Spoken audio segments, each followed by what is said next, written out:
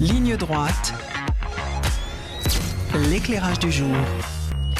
Il s'en passe des choses au Mali en ce moment. Il y a des discours et puis il y a des faits. Alors le discours d'abord, samedi dernier, au sommet de l'ONU, Choguel Maïga, le Premier ministre malien, a tenu une diatribe contre la France qui, selon lui, a abandonné le Mali en plein vol en décidant unilatéralement de retirer ses troupes de l'opération Barkhane du nord du Mali.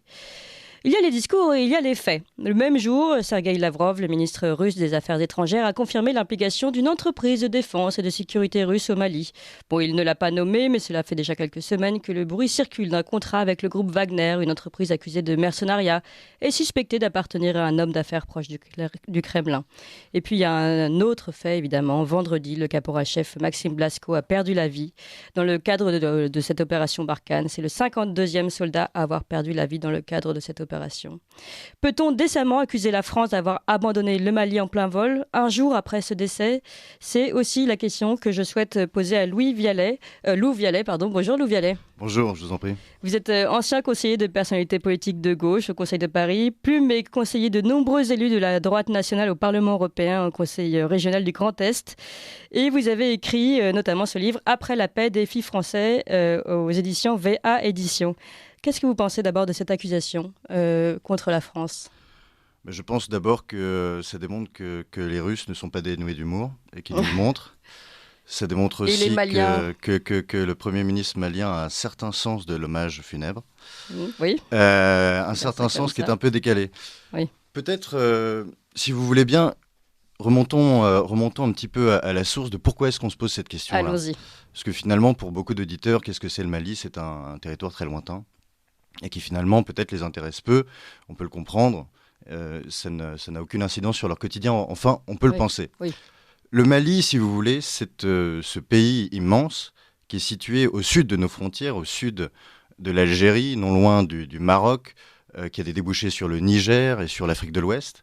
Il est situé sur ce qu'on appelle, dans le lexique de la défense, sur l'arc de crise français.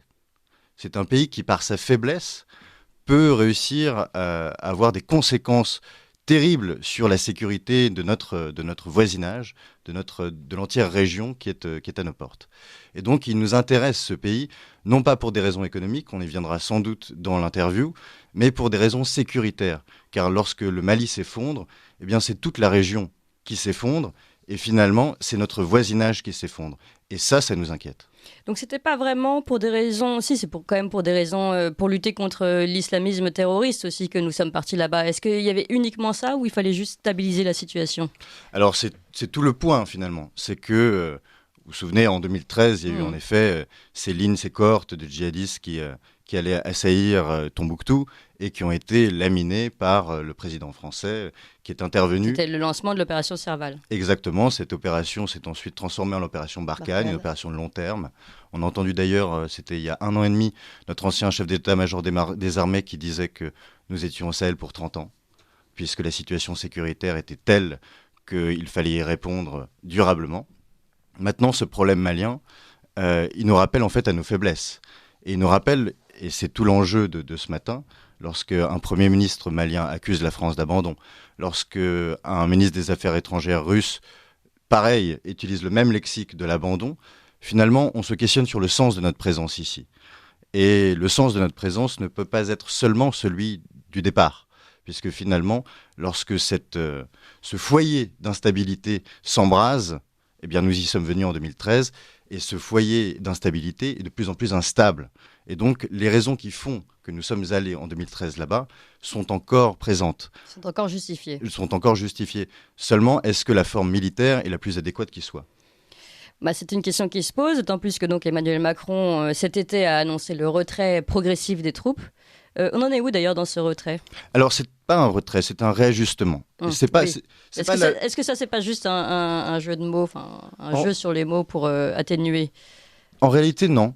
Puisqu'il y avait 4500 militaires, forces militaires qui étaient présentes sur place jusqu'il y a quelques mois. Ces forces maintenant vont être réduites d'un tiers environ et redéployées dans des régions qui sont au sud et proches du Niger. D'ailleurs, nos contingents seront beaucoup plus présents au Niger qu'ils ne l'ont été ces dernières années. Et il se trouve que ce réajustement a été signifié il y a déjà 18 mois par notre général commandant de la force Barkhane dans le cadre d'une négociation et d'une concertation avec nos alliés du G5 Sahel. Et donc, ce n'était pas une nouvelle... unilatérale, un coup de folie de la France. C'était une concertation. Comme on souhaiterait nous le présenter aujourd'hui au sommet de l'ONU. Mais absolument. C'est un mensonge. Le Premier ministre a fabulé un peu, mais il est vrai qu'il est arrivé tard. Il est arrivé... à quel moment il est arrivé ? Il est arrivé, vous savez, le Mali a subi 2 coups d'État en 9 mois. Et donc, il est devenu le Premier ministre de la seconde junte. Et la seconde junte est née en mai dernier. Et donc, il est vrai qu'arrivant aux affaires en mai dernier, il a sans doute constaté que les accords avec la France étaient présents, mais il ne savait pas ce qui s'était passé auparavant, sans doute. Et donc, il arrive en mai dernier et il se dit en septembre que la France ne fait pas assez. En réalité, ça cache beaucoup de choses, cette déclaration. Mais est-ce que c'est pas juste un coup de sang pour justifier aussi l'arrivée des mercenaires russes ? Est-ce que c'était pas pour camoufler ce qui se passait derrière ? Alors, bien entendu, il y a des effets de détournement. Oui. Il y a une chose, par exemple. Le lendemain de cette annonce, eh bien, qu'est-ce qu'il a déclaré à l'AFP, ce Premier ministre ? Il a déclaré que les élections qui étaient prévues pour février 2022 et qui avaient été exigées, on s'imagine bien, c'est une junte, il y a toute la sous-région, la CEDEAO qui est organisée, donc 16 pays de la sous-région qui sont organisés ensemble et qui veulent qu'il y ait des élections qui se tiennent, qui ne peuvent pas accepter qu'un État failli soit gouverné par des colonels à leurs frontières. Et donc, ils avaient accepté cette idée de faire les élections de la transition en février prochain. Qu'est-ce qu'il déclare le lendemain de sa provocation à l'ONU ? Il déclare que ces élections seront repoussées sous les semaines ou les mois qui... Plusieurs mois, oui. Exactement. Mois, oui. Donc, il y a un effet où, finalement, on nous montre un chiffon... Avec cette belle formule que j'ai retenue, la souveraineté ne se décide pas. Voilà, vous comprenez ce que vous voulez. Oui, c'est très poétique. Oui. Mais qu'est-ce que c'est que la souveraineté quand on parle du Mali ? Est-ce qu'on peut parler du Mali comme un État souverain ? Et notamment vis-à-vis de la France. La France, donc, qui abandonne, selon le mot du ministre des Affaires étrangères russe, qui abandonne le Mali, la France abandonne tant le Mali que la France soutient la monnaie du Mali, le franc CFA. Cette monnaie qui lui permet de faire des déficits et qui lui permet d'avoir une devise stable. Cette monnaie qui lui permet d'accéder à un marché commun, le marché de l'UEMOA. La France est le premier employeur. Les entreprises françaises sont les premières employeuses du Mali. Songez que les entreprises françaises contribuent à 20% des recettes de l'État malien. Songez que nous sommes le deuxième pourvoyeur d'APD, d'aide publique au développement, du Mali.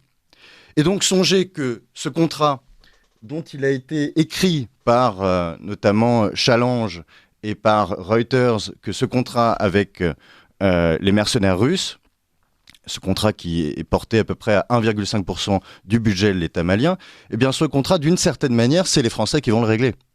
Puisque c'est les Français qui financent et qui surfinancent et qui sont dans une forme d'assistanat vis-à-vis de ce pays qui ne se gère pas lui-même. Donc vous trouvez qu'on en fait trop finalement pour le Mali. Vous retournez les propos du Premier ministre malien et vous dites non, justement c'est nous qui en faisons trop. Alors est-ce qu'on en fait trop ou est-ce qu'on le fait mal ? Est-ce qu'il n'y a pas un effet d'enfant gâté ? Alors évidemment c'est un terme qui est curieux employé pour un pays si pauvre, mais un pays si pauvre qui reçoit tant de dons que finalement il est engagé dans aucune contrepartie. Et finalement, il reçoit tout ça de manière déresponsable, en fait, de manière irresponsable, pardon. Donc, c'est vrai qu'en termes de responsabilité, on voit par exemple que le gouvernement aujourd'hui malien commence, et c'était aussi l'objet des derniers échanges entre le Mali et la France, commence à discuter avec des groupuscules islamistes. Donc jusqu'où va la contrepartie dans cet échange avec la France ? Semble-t-il, il n'en a aucune. D'abord, d'un point de vue économique, ça c'est un autre sujet, mais il se trouve que les réformes qui devraient avoir lieu à l'intérieur de l'UEMOA, qui est l'Union économique et monétaire d'Afrique de l'Ouest, à l'intérieur de laquelle le Mali est. Ces réformes ne sont pas faites depuis des années, ça c'est un point. Maintenant, il se trouve que d'un point de vue migratoire, nous n'avons aucun retour, et il se trouve que des clauses ont été écrites sur le retour, sur la maîtrise des flux. Il se trouve qu'on n'a absolument personne en face. Nous sommes là dans une position qui était de l'assistance à la suite de la décolonisation et qui, au fur et à mesure, s'est transformée en une forme d'assistanat. Et c'est la réalité. Avec un pays qui ne peut pas gérer en fait son économie. Une économie qui est profondément impacté par le réchauffement climatique et par, vous l'avez dit, ces bandes djihadistes, ces bandes aussi de négociants de drogue qui sont liées à la fois à des flux italiens, à des flux espagnols qui nous apportent la drogue en Europe. Alors pourquoi nous n'arrivons pas à asseoir notre autorité et à demander une contrepartie, comme dans tout échange de pays à pays ? Alors, cette idée de contrepartie, elle est assez peu présente dans nos relations avec l'Afrique. Et c'est sans doute un effet psychologique, où nous sommes un petit peu honteux, complexés, par un discours qui est le discours décolonial, puisque nous sommes plus sous la colonisation, mais ce discours qui tend à dire que nous profiterions en fait de notre présence en Afrique. Et je rappelle, le Mali, c'est quoi ? Le Mali, c'est moins de 0,1% de notre commerce extérieur, moins de 0,1%. La zone franc, c'est 0,6%. Le Mali, c'est moins de 0,1% de notre commerce extérieur. On me parlera des intérêts français en matière d'uranium, par exemple. Il se trouve que l'uranium, la société Orano l'exploite au Niger, elle l'exploite au Kazakhstan, elle l'exploite au Canada. Le Mali n'a aucun rôle dans notre approvisionnement en uranium, qui n'est d'ailleurs pas une ressource stratégique. Nous n'avons pas d'intérêt économique fort dans cette région.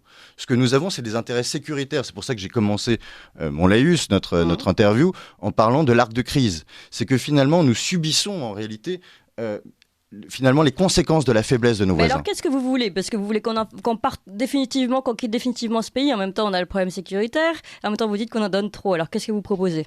Oui, il y a une sorte de paradoxe. Et on le voit finalement en continuant ainsi dans une forme de statu quo. Qu'est-ce qu'il se passe ? Il se passe une forme de délitement accéléré avec des puissances telles que la Russie qui en profitent. Parce que ce qu'on n'a pas dit, c'est que d'ailleurs derrière ce contrat de Wagner, il y a des intérêts aussi pour le coup miniers. La Russie admet pour le coup... En général, oui, la Russie n'est jamais très loin des intérêts miniers, gaziers... Exactement. Et donc, que ce soit pour contrer un concurrent ou pour avoir d'autres sources d'approvisionnement. Nous, notre intérêt d'ailleurs pour la suite, c'est de ne pas avoir une sous-région, une frontière sud, qui soit principalement dominée par des pays qui soient finalement dépendants de leurs ressources naturelles. On a besoin d'une transformation économique, auquel cas ces pays ne pourront jamais être présents pour répondre aux besoins de leur population. Alors moi, ce que je propose, en réalité, c'est d'une part d'asseoir des contreparties.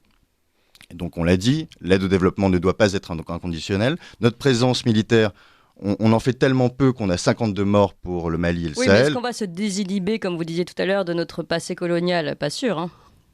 Je crois que c'est une histoire de génération et de situation. On est dans une génération qui n'a pas connu la colonisation. On est dans une génération qui connaît les conséquences des faiblesses africaines et qui commence à les nommer. Et pour cette raison, il y a aussi des complexes qu'on n'a plus à avoir. Typiquement, le Mali est un État failli qui tient à bout de bras grâce en grande partie à la France et à la communauté internationale. On voit que son attitude ne permet pas la stabilité. Il y a des solutions qui datent de la fin des années 90, qui ont été éteintes dans la fin des années 90, qui sont celles de la tutelle internationale. La tutelle internationale, ou le condominium, est une manière de mettre sous tutelle, de mettre entre parenthèses la légitimité du pouvoir, qui n'existe plus d'ailleurs au Mali, et d'avoir une continuité des institutions suffisamment forte et stable pour que le pays puisse se reconstruire. Cette tutelle, la France peut la proposer au Conseil de sécurité de l'ONU et elle peut la négocier avec la Russie, qui n'a rien à faire à notre frontière sud. Elle peut la négocier avec la Russie. Oui, la Russie a aussi ses intérêts nationaux. Elle n'aura pas forcément intérêt à cette tutelle, puisqu'elle a réussi à s'implanter autrement dans ces pays-là. La Russie essaye de s'implanter. La Russie, économiquement, n'a pas les mêmes moyens que nous. La Russie ne peut pas être une pourvoyeuse d'aide. La Russie ne peut pas envoyer autant de militaires que nous. Il y en a 1000, on sera toujours plus présent qu'eux. Et surtout, la Russie n'a quelque part rien à faire là. C'est-à-dire que si la Russie est présente dans cette région du monde, c'est aussi quelque part pour pousser ses pions et pour pouvoir négocier avec notamment la France sur des sujets, sur des espaces qui sont sur ses contreforts. Typiquement l'Afghanistan, typiquement l'Irak, où la France s'implante maintenant. Tous les contreforts de la Russie. La Russie a besoin de bouger tous les opposants, comment dirais-je, toutes les puissances qui pourraient lui être hostiles dans son environnement proche. Et nous, c'est la même chose. Donc nous avons besoin d'une Russie qui soit dans son dans sa niche à l'Est et que nous soyons souverains, ou en tout cas nous puissions contrôler notre environnement proche à notre sud. Il faut savoir s'imposer face aux puissances hégémoniques telles que la Russie sur le continent africain, c'est aussi ce que vous nous dites. Et puis que le décolonialisme, finalement, ne se joue pas que sur la scène nationale, on en entend beaucoup parler en ce moment, mais aussi sur la scène internationale. Et au contraire, ça a beaucoup d'impact sur nos relations internationales. Merci beaucoup Lou Vialet. Je rappelle le titre de votre livre « Après la paix aux défis français » chez VAA Éditions. Vous êtes spécialiste de géopolitique africaine. Je rappelle aussi votre dernier livre, vous parlez tout à l'heure du franc, La fin du franc CFA chez VA Éditions aussi. Je rappelle que c'est une référence dans les bibliothèques d'Harvard, de Paris-Dauphine et de l'Institut politique de Paris. Merci beaucoup Lou Vialet, puis à bientôt. 7h, 9h sur Radio Courtoisie, suivez la ligne droite.